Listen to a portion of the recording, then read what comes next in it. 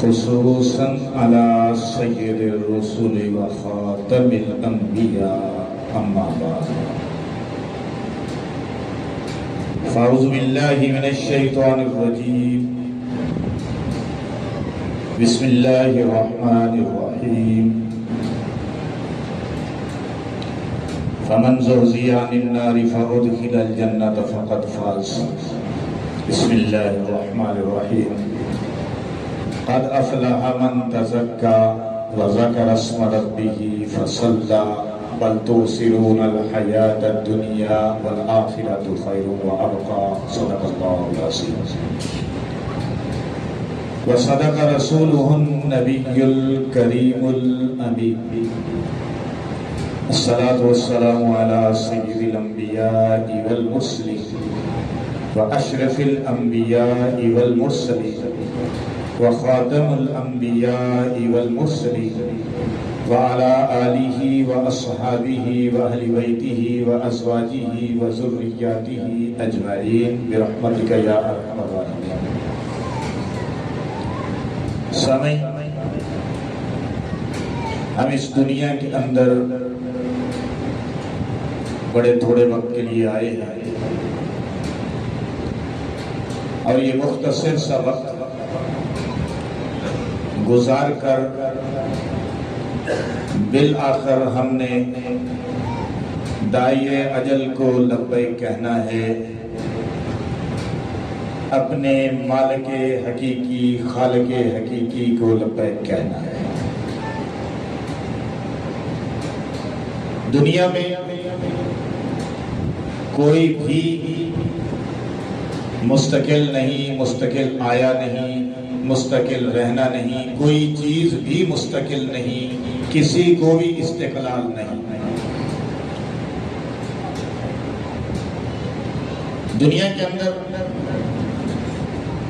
جو ہم ایک مختصر وقت کے لیے آئے ہیں تو یقیناً اس کا کوئی مقصد بے مقصد نہیں آئے، ایک مقصد لے کر آئے۔ ہم تو انسان ہیں، 18,000 مخلوقات پر ہمیں فوقیت حاصل ہے۔ اللہ نے تو ایک چیونٹی کو بھی بغیر مقصد کے پیدا نہیں کیا۔ دنیا میں جو بھی چیز ہے، ہر ایک چیز کی تخلیق کا کوئی نہ کوئی مقصد ہے۔ تو انسان جو اشرف المخلوقات ہے،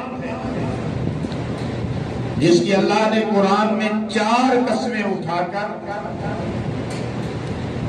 اس کی شان کو بیان کیا، اس کے مقام کو بیان کیا۔ وَالتِّينِ وَالزَّيْتُونِ وَطُورِ سِينِينَ وَهَٰذَا الْبَلَدِ الْأَمِينِ لَقَدْ خَلَقْنَا الْإِنسَانَ فِي أَحْسَنِ تَقْوِيمٍ۔ تین کی قسم، زیتون کی قسم، طور سینا کی قسم، اور اس عظمت والے شہر مکہ کی قسم جس میں اے محبوب آپ تشریف فرما ہیں۔ ہم نے انسان کو احسن التقویم، انتہائی بہترین، حسین و جمیل، ما جبین پیدا کیا۔ بے مقصد کے نہ آیا ہے، نہ بے مقصد کے جائے گا۔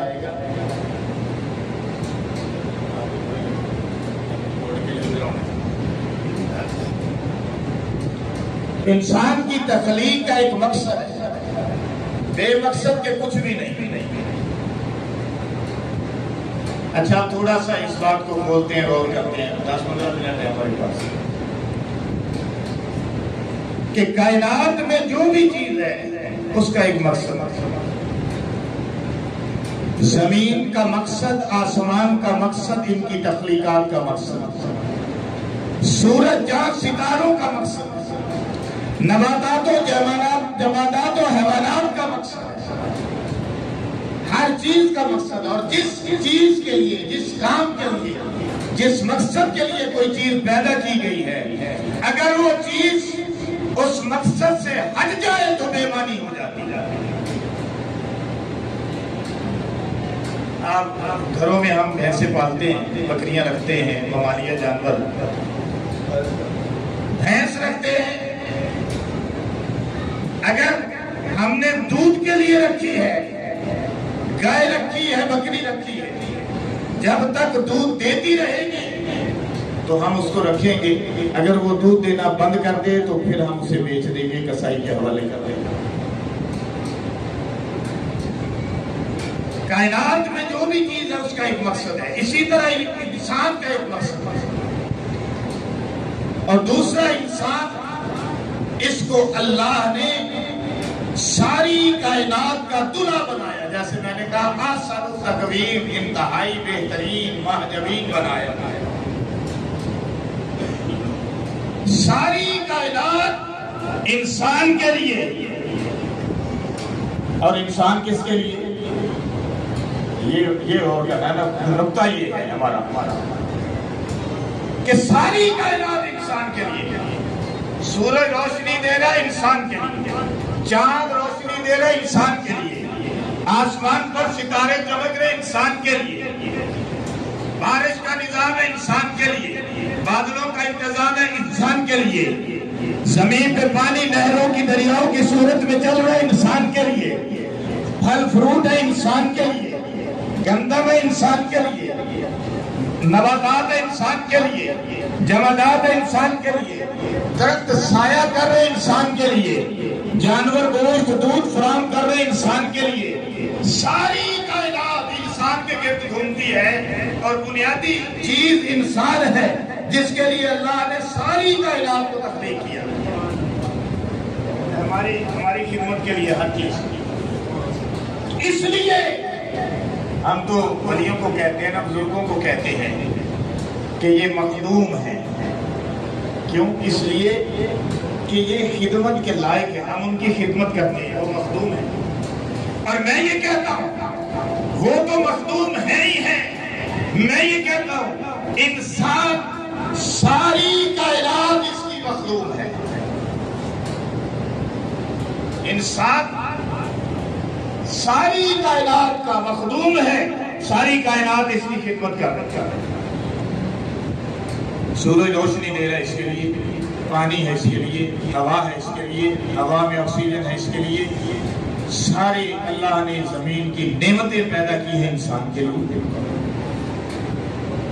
دیکھیں نا، روئی اللہ نے کیوں پیدا کی کہ لباس بناؤ، گندم پیدا کی غذا بناؤ، آپ غور کرتے جاؤ۔ دریا کی مچھلیاں انسان کو گوشت فراہم کر رہی ہیں، اللہ نے قرآن میں بتایا، اللہ فرمایا جو بھینسوں سے تم دودھ حاصل کرتے ہو، یہ ہماری قدرت ہے کہ گوشت، خون اور گوبر کے درمیان سے ہم تمہارے لیے دودھ پیدا کرتے ہیں۔ اور کیوں؟ سائغا للشاربین، تاکہ پینے والوں کے لیے غذا بن جائے، انسان کے لیے غذا۔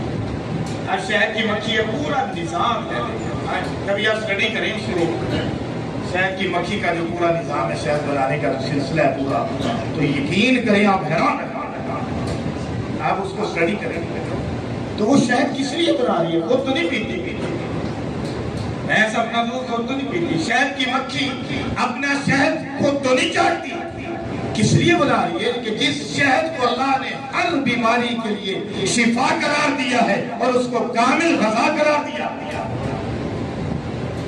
تو بات اس پہ آ کے رکتی ہے کہ کائنات ساری انسان کے لیے، انسان کس کے لیے؟ انسان اللہ کے لیے۔ فرمایا وَمَا خَلَقْتُ الْجِنَّ وَالْإِنسَ إِلَّا لِيَعْبُدُونِ، ہم نے انسانوں کو محض اپنی عبادت کے لیے پیدا کیا ہے، اور کوئی مقصد نہیں۔ میں نے کہا تھا کہ ساری کائنات کا ایک مقصد ہے، اور ہمارا بھی دنیا میں آنے کا ایک مقصد ہے، اور ہمارے دنیا میں آنے کا مقصد اللہ کی عبادت ہے، اور پیغمبروں کی اطاعت ہے، ولیوں کی اطاعت ہے، علماء کی اطاعت ہے، والدین کی اطاعت ہے۔ اللہ نے قرآن میں ہر چیز کو علیحدہ علیحدہ بیان کیا۔ اب ہمارے والدین اللہ نے ان کے حقوق، خدا کی قسم میں حیران ہو جاتا ہوں پڑھ کر، اس قدر شد اور مد کے ساتھ اور اس قدر ترتیب کے ساتھ بیان کیے ہیں کہ عقل تک رہ جاتی ہے۔ اپنی عبادت کے بعد اگر کائنات میں انسان پر کسی کا حق رکھا ہے تو وہ والدین ہے۔ میں ابھی آپ کو ثابت کرتا ہوں، وَقَضَىٰ رَبُّكَ أَلَّا تَعْبُدُوا إِلَّا إِيَّاهُ، تیرے رب نے یہ فیصلہ کر دیا ہے کہ روح زمین پر اس کے سوا عبادت کسی کی نہیں ہوگی۔ یہ فیصلہ ہے، اور یہ فیصلہ سب سے اعلیٰ سپریم کورٹ جہاں بے انصافی نہیں ہوتی، وہ ایسی سپریم کورٹ ہے کہ جس میں بے انصافی نہیں ہوتی، انصاف ہوتا ہے پورا پورا۔ قیامت والے دن بھی وہ سپریم کورٹ انصاف کرے گی۔ اس سپریم کورٹ سے فیصلہ ہے کہ روح زمین پر اللہ کے سوا عبادت کسی کی نہیں ہو سکتی، نہ ہوگی۔ اور اس کے بعد آپ حیران ہوں گے کہ اللہ نے اپنی عبادت کے بعد سب سے پہلا حکم جو دیا ہے معاشرے کے لحاظ سے، ہمارے لحاظ سے، وہ یہ کہ وَبِالْوَالِدَيْنِ إِحْسَانًا، تم نے والدین پر احسان کرنا۔ اللہ کی عبادت کے بعد ہمارے سلوک کے سب سے پہلے جو حقدار ہیں وہ ہمارے والدین ہیں۔ ہمارے افسر بعد میں، ہمارے دوست بعد میں، ہمارے رشتہ دار بعد میں، بیوی بعد میں، بچے بعد میں، عزیز و اقارب بعد میں، ہمارے مطالب کے رشتے ریلیشنز بعد میں، سب سے پہلے والدین۔ میں تو یہاں تک کہتا ہوں کہ آپ ٹھیک ہے ولیوں کے پاس جائیں، علماء کے پاس جائیں، فقہاء کے پاس جائیں، نیک لوگوں کے پاس جائیں، جانا ہے، ضروری ہے، ان سے ہدایت طلب کرنی ہے، جانا ضروری ہے، لیکن اس سے پہلے دیکھ لیں آپ کے گھر میں آپ کے والد کی شکل میں اور آپ کی والدہ کی شکل میں ولی بیٹھے ہوئے ہیں۔ پہلے وہ ولی بیٹھے ہوئے ہیں، ان سے پہلے دعا لے لیں، پھر دوسروں سے دعا کا تعلق ہو جائے، پہلے ان کی دعا ہے۔ وَبِالْوَالِدَيْنِ إِحْسَانًا إِمَّا يَبْلُغَنَّ عِندَكَ الْكِبَرَ أَحَدُهُمَا أَوْ كِلَاهُمَا فَلَا تَقُل لَّهُمَا أُفٍّ، اگر وہ تمہارے سامنے، اللہ فرماتا ہے، قاری حدیث نہیں، اللہ فرماتا ہے، اس کا میں بول رہا ہوں، اس کا قرآن بول رہا ہوں، اگر تمہارے سامنے وہ دونوں یا دونوں میں سے بڑھاپے کو پہنچ جائیں، فَلَا تَقُل لَّهُمَا أُفٍّ، انہیں اف تک بھی نہیں کہنا۔ بس ادھر آپ نے غور کرنا، ادھر ہی ہم نے ختم کرنا، تم نے اف تک بھی نہیں کہنا۔ ہم غور کریں، ہم اپنے والدین کے کتنے فرما بردار ہیں، جو ہمارے والدین حیات ہیں ان کی کتنی فرما برداری کریں۔ جب وہ فوت ہو جاتے ہیں تو کتنا قبر پہ جاتے ہیں، جب فوت ہو جاتے ہیں انہی کا چھوڑا ہوا مال ہے، اس میں سے کتنا صدقہ خیرات کرتے ہیں، انہی نے پڑھایا لکھایا، ان کے لیے کتنی دعا کرتے ہیں، یہ سوچ رہے ہیں ہم نے۔ اور جب زندہ ہے تو بیگم کے ناز تو اٹھا رہے ہو، بچوں کے ناز تو اٹھا رہے ہو، میں یہ نہیں کہتا نہ اٹھاؤ، اٹھاؤ، ان کے ناز بھی اٹھاؤ، لیکن پہلے دیکھ لو کہ تمہاری ولایت پیچھے نہ رہ جائے، یہ بھی دیکھ لو۔ اور اللہ نے یہ جو حکم دیا نا زندگی میں خدمت کا دیا ہے، مرنے کے بعد بھی ہے، میرے رسول پاک نے فرمایا کہ اگر تمہارے والدین فوت ہو جائے پھر ان کے لیے دعائیں مغفرت کرو، پھر ان کے لیے دعائیں مغفرت کرو، لیکن اگر زندگی میں ستایا، زندگی میں نہیں پوچھا، زندگی میں نہیں خیال کیا، نہیں علاج کروایا، نہیں دل جوئی کی، نہیں اچھا بولا، تو مرنے کے بعد پھر جو مرضی کر لے گا، پھر وہ تجھے فائدہ اتنا نہیں ہوگا۔ میں تمہیں بتا رہا ہوں، دینے والا اللہ ہے، دعائیں سننے والا اللہ ہے، اس میں کون ہوتا ہوں کہ کوئی بات کروں۔ لیکن اگر زندگی میں ان کے حقوق نہیں پورے کیے تو اللہ پہلے پکڑے گا کہ نہیں، کہ زندگی میں تو نے حقوق نہیں پورے کیے تھے، آپ قبر پہ جا کے بیٹھا ہوا ہے اور لوگوں کو دکھا رہے ہیں، آپ مرنے پہ آنسو آ رہے ہیں، سب کو پتا ہے، سب کو پتا ہے، آپ کو بھی پتا ہے، مجھے بھی پتا ہے، لوگوں کو بھی پتا ہے کہ یہ والدین کے ساتھ کیا کرتا ہے۔ میرا مقصد آپ کو ٹیس کرنا نہیں، میرا مقصد یہ ہے کہ اگر زندہ ہے تو آج معافی مانگ لو، آج معافی مانگ لو، وقت ہے، سابقہ گناہوں کی معافی مانگ لو، وقت ہے، والدین کی خدمت کر لو، وقت ہے، اس سے پھر بعد میں، اس کے بعد وقت نہیں ملے گا۔ جب والد کو کوئی محبت کی نگاہ سے دیکھتا ہے تو میرے پیغمبر نے کیا فرمایا؟ ایک حج اور ایک مقبول عمرے کا ثواب اسی وقت لکھ دیا جاتا ہے۔ اور کیا مانگتے ہیں؟ اور والدہ کے فرمایا جنت ہے قدموں کے نیچے۔ ایک شخص ہے کہ یا رسول اللہ میرے اوپر سب سے زیادہ حق کس کا ہے؟ حضور صلی اللہ علیہ وسلم نے فرمایا تیری ماں کا۔ پھر فرمایا کس کا ہے؟ فرمایا تیری ماں کا۔ پھر پوچھا کس کا ہے؟ فرمایا تیری ماں کا۔ یا رسول اللہ اس کے بعد کس کا ہے؟ فرمایا تیرے باپ کا۔ اس کا یہ مطلب نہیں کہ باپ کو پیچھے رکھو، نہیں، مطلب یہ کہ جو ماں ہے نا وہ نمانی ہے، اس نے تکلیفیں بڑی اٹھائی ہیں، وہ کمزور ہے، وہ کمزور ہے، اس کے حقوق ادا کر۔ والد تو خود بھی تو اس سے مانگ لیتا ہے، لے لیتا ہے، والد کا تڑکا کھڑکا ہوتا ہے، وہ دبکا بھی مار لیتا ہے جی۔ والد مرد ہے، نامسائل حالات کا مقابلہ کرنا جانتا ہے، تیرے سے نمٹنا بھی جانتا ہے، اس لیے کہا والدہ کے حقوق پہلے ہیں۔ تو خیر بات لمبی نہ ہو جائے، بس آخری بات یہ کرتا ہوں کہ دیکھیں اسلام ایک مکمل ضابطہ حیات، کوڈ آف لائف، مکمل اسلام از دا کوڈ آف لائف، مکمل ضابطہ حیات ہے، اس کے مطابق اپنی زندگیوں کو ڈھال لیں، خدائی قسم کوئی پرابلم ہی نہیں رہے گا۔ بڑا آسان اسلام ہے، مشکل نہیں۔ 5 وقت کی نماز ہے، 1 پاؤ روزانہ کی تلاوت ہے، سچ بولنا ہے، والدین کی خدمت کرنی ہے، روزے آ جائے روزے رکھنے ہیں، اللہ مال دے حج کرنا ہے، مال دے زکات ادا کرنی ہے۔ بتائیں کیا مشکل ہے؟ اگر ہم سے یہ بھی نہ ہوگا تو پھر بتائیں پھر اور کیا ہوگا؟ تو مکمل ضابطہ حیات ہے، ہم اپنے پیغمبر علیہ السلام کی سنت کو اپنائیں، فرائض کو پورا کریں، اپنے اٹھنے میں، بیٹھنے میں، چلنے میں، پھرنے میں، سونے میں، جاگنے میں، کھانے میں، پینے میں، شادی میں، بیاہ میں، خوشی میں، غمی میں پیغمبر علیہ السلام کی اطاعت کریں، ان سے محبت کریں، اللہ کی اطاعت کریں، اسی کے اندر ہماری کامیابی ہے۔ گر جنت میں جانے کو ارادہ ہے تمامی کا، گلے میں ڈال لو تو محمد کی غلامی کا۔ وآخر دعوانا الحمدللہ رب العالمین۔